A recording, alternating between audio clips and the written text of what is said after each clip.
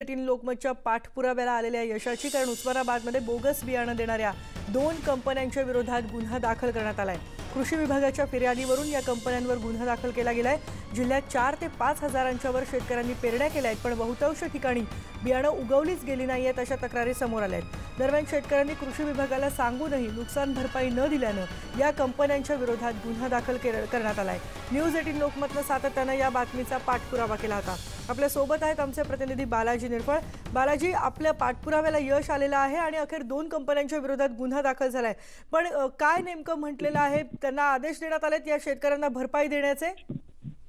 एकूण जर बघितलं की जेव्हापासून सुरुवातीला जे सोयाबीनचा पेरा उस्मानाबाद जिल्ह्यात झाला होता, ही समस्या ज्यावेळेस उद्भवली, सर्वप्रथम आपण ही बातमी दाखवली शेतकऱ्यांच्या बांधावरती जाऊन की शेतकरी हा सोयाबीन कसा अडचणीत आलाय। आणि याची बातमी पाहिल्यानंतर मला वाटतं की कृषी मंत्री सुद्धा उस्मानाबाद जिल्ह्यात दौऱ्यावरती येऊन गेले। आपण ज्या परिसरात सोयाबीनचं नुकसान झालं होतं त्या भागात कृषी मंत्र्यांनी पाहणी केली व कृषी विभागाला पंचनामे करण्याचे आदेश दिले। पंचनामे केल्यानंतर मला वाटतं 5 ते 6 हजाराच्या जवळपास कृषी विभाग जिल्ह्यातून तक्रारी ह्या सोयाबीनच्या न उगवलेल्या आलेल्या आहेत। त्यानंतर कृषी विभागानं या कंपन्यांना ज्या आहेत ते संबंधित सगळ्या महाबीज असेल, ज्या आता 2 कंपन्यांवरती गुन्हे दाखल झाले त्या कंपन्या असतील, या कंपन्या असे आदेश दिले होते की तुम्ही जे बियाणं उगवलं नाही ते बियाणं शेतकऱ्यांना डबल परत द्या, ज्या तक्रारी आहेत। मात्र हे ज्या 2 कंपन्या आहेत त्या कंपन्या टाळाटाळ, अकोला इथली एक कंपनी आहे आणि जालना इथली एक कंपनी आहे, ह्या कंपन्या ज्या आहेत त्या 2 टाळाटाळ करत होता। या कंपन्यावरती आता कृषी विभागानं स्वतः फिर्याद देऊन जे आहे ते उस्मानाबाद शहर पोलिसात 420 अंतर्गत गुन्हे दाखल केलेले आहेत।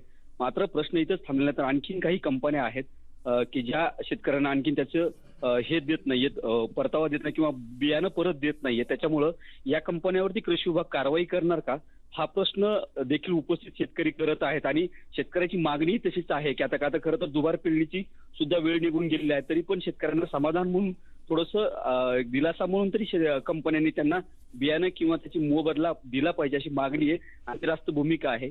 आता नेमकं कंपन्या काय भूमिका घेतात व त्यावर कृषी विभाग काय ऍक्शन घेतं हे गरजेचं आहे। मात्र जेव्हापासून हा प्रश्न लागलेला निर्माण झाला होता, उद्भवला होता, तेव्हापासून न्यूज 18 लोकमत त्याचा पाठपुरावा करत होतो आणि निश्चितच शेतकऱ्यांना जोपर्यंत चांगला मोबदला मिळत नाही तोपर्यंत आपण निश्चितच पाठपुरावा, जोपर्यंत भरपाई मिळत नाही तोपर्यंत बालाजी या बातमीवर आपण सातत्याने लक्ष ठेवून असणार आहोत, कारण अक्षरशः सगळी कमाई यामध्ये खर्च करून बियाणं घेतलं होतं आणि या बियाणं उगवलंच गेलं नाही तर बळीराजा हवालदिल झालाय। यानंतर पुढची बातमी आपण बघणार आहोत। सामनामधून योगी सरकारवर जी टीका करण्यात आली आहे त्याबद्दलची कानपूर पोलिसांच्या हत्याकांडावरून सामनामध्ये भाजपवर सडकून टीका करण्यात आलेली आहे।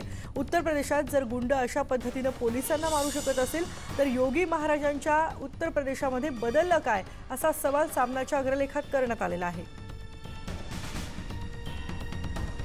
काय नेमकं सामनामध्ये म्हटलंय या हत्याकांडाबद्दल, योगी सरकारबद्दल आपण बघूयात। यामध्ये असं म्हटलंय की कानपूर पोलीस हत्याकांडानं उत्तर प्रदेशातल्या एन्काउंटर स्पेशालिस्ट सरकारची पोल खोल केली आहे। उत्तर प्रदेशात गुंड अशा पद्धतीने पोलिसांना मारू शकत असतील तर योगी महाराजांच्या उत्तर प्रदेशात काय बदललं? आज जनता कोरोनामुळे लॉकडाऊनमध्ये बंदिस्त आहे। उद्या गुंडांपासून सुरक्षित राहण्यासाठी लॉकडाऊनमधून राहावे लागेल का, असा प्रश्न तिथल्या जनतेच्या मनात आहे। प्रश्न अनेक आहेत, त्याची उत्तरं योगी सरकारला द्यायची आहेत, कारण उत्तर प्रदेश म्हणजे उत्तम प्रदेश असं म्हटलं जातं। उत्तम प्रदेश हा पोलिसांच्या रक्तानं भिजला आणि देशाला हा धक्का आहे। या बातमीनंतर आपण इथे एक ब्रेक घेतोय, पण ब्रेकनंतर आपण बघणार आहोत